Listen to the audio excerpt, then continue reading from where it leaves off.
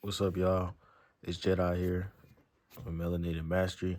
I'm doing a book review video on the Egyptian Book of the Dead. It's also known as the Egyptian Book of Coming Forth by Day. This copy I have here is from, I guess, a publishing company called Amber Books.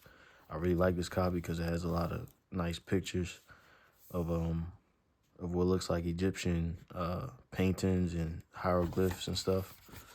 So yeah, this is Egyptian Book of the Dead, the Papyrus of Ani by Amber Books, as you can see right here. Try to straighten it up. So yeah,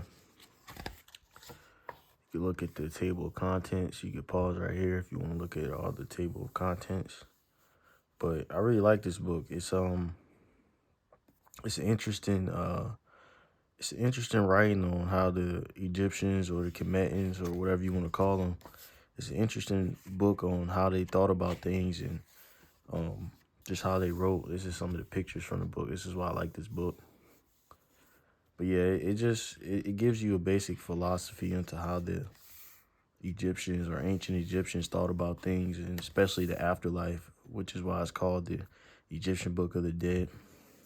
Well, I should say that when you read this book, you find out that one of the reasons it's called the Egyptian Book of the Dead is because they found the papyruses in the tombs or in the coffins of the pharaohs or the deceased Egyptians that had passed on into the afterlife. So yeah, you can see some of the pictures. I'm not gonna show all of them, but show some of them in my video that I'm doing on Patreon.